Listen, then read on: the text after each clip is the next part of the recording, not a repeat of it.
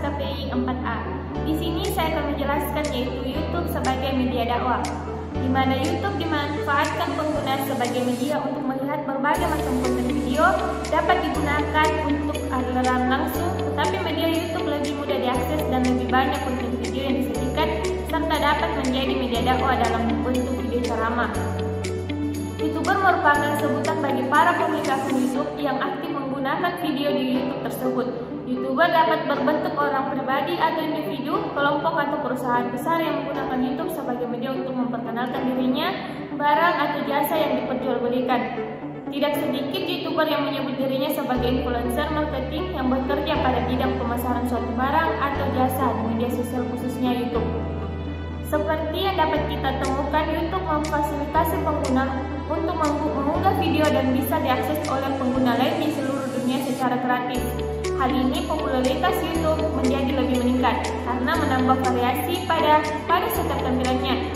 Tidak ada pembatasan durasi yang diberikan oleh YouTube, membuat nilai tambah bagi YouTube dibandingkan dengan media sosial lainnya seperti Instagram yang hanya berdurasi 1 menit sehingga banyak masyarakat lebih memilih YouTube sebagai medianya.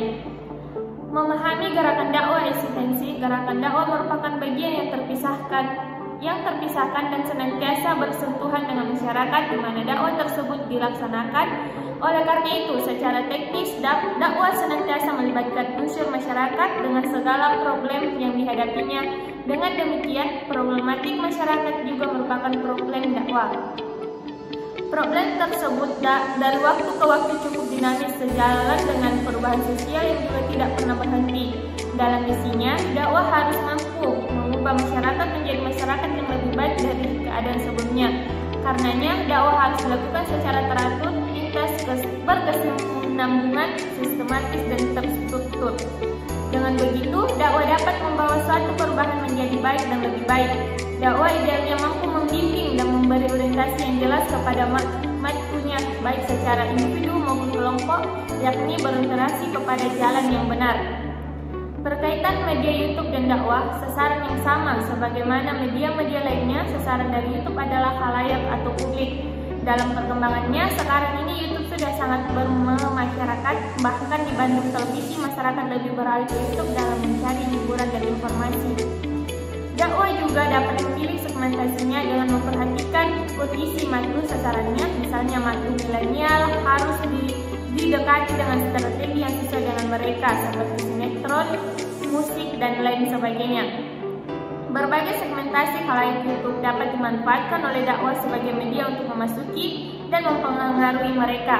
Yang kedua, kesamaan kebutuhan, kesamaan sasaran antara YouTube dan dakwah sesungguhnya membuat keduanya memiliki kesamaan kebutuhan. YouTube membutuhkan pemirsa secara kuantitas maupun kualitas.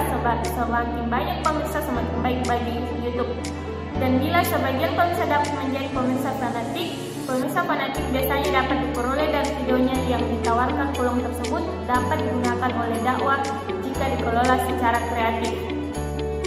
Menjadikan YouTube sebagai media dakwah sejalan dengan perkembangan teknologi, metode dakwah pun mengalami perubahan dan semakin maju tanpa menghilangkan esensi dakwah itu sendiri.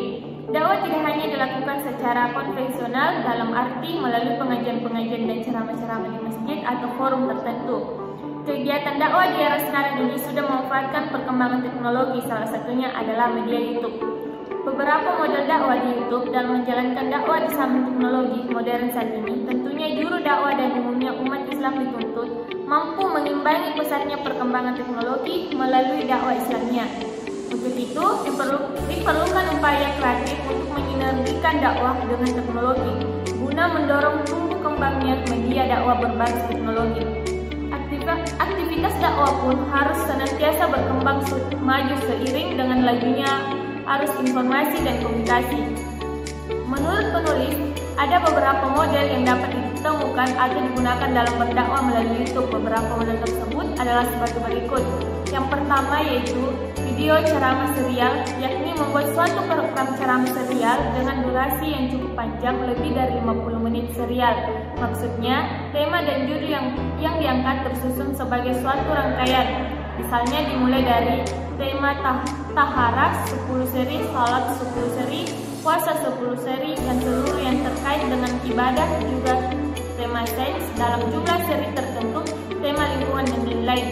Yang kedua yaitu video ceramah singkat, yakni video yang berisikan ceramah berdurasi pendek yaitu 10-15 menit dengan membahas persoalan tertentu, tema dan judul yang diangkat tidak terikat dan dapat pula disesuaikan dengan kondisi-kondisi aktual. Video potongan ceramah, yakni potongan video singkat saat dai melakukan ceramah di tempat tertentu dalam keadaan tertentu. Video rekaman ceramah yang panjang dapat dipotong-potong menjadi suatu pesan pendek sehingga penonton tidak menunggu lama. Selanjutnya yaitu video musik atau lagu, yakni pesan-pesan dakwah melalui musik atau lagu yang diunggah di channel YouTube baik dalam bentuk asli maupun cover. Selanjutnya yaitu video cerita singkat, yakni membuat singkat yang isinya memiliki jalan cerita layaknya film dan dalam hal ini juga termasuk film pendek. Selanjutnya yaitu aliran langsung, yakni melakukan secara langsung untuk setiap ceramah seorang dai di suatu tempat, misalnya ceramah saat acara peringatan Isra Miraj di Masjid Al-Mukhasarah Al-Islami Makassar. Yang terakhir yaitu video komunitas, yakni video yang diproduksi oleh komunitas tertentu yang memiliki visi dakwah. Isi videonya diproduksi bergantung pada skop dan fokus komunitas tersebut. Sesungguhnya model-model dakwah di media YouTube ini masih dapat dikembangkan dengan beberapa varian lagi, disesuaikan dengan segmentasi atau saran-saran waktunya, misalnya dengan menggunakan salah satu model di atas tetapi lebih khusus atau fokus pada sasaran anak-anak perempuan, remaja, ibu-ibu dan lain sebagainya. Sekian penjelasan dari saya, kurang lebihnya mohon dimaafkan. Wabillahi taufiq wal hidayah. Wassalamualaikum warahmatullahi wabarakatuh.